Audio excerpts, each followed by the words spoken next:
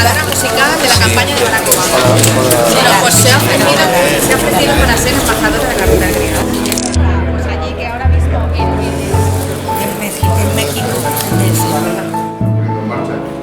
La Agencia Valenciana de Turismo está llevando adelante un trabajo muy potente para desarrollar esa ruta que no solamente termina en Valencia, pero Arrastra. Que la felicidad está en el viaje, que no te preocupes tanto por el final del trayecto. No hay ningún problema. Dar unas gracias no solo a los medios, también a todos los representantes de instituciones, etcétera, y a Noelia Zanón, que en fin es la representante embajadora de la ruta del Grial, que también ha tenido a bien acompañarnos.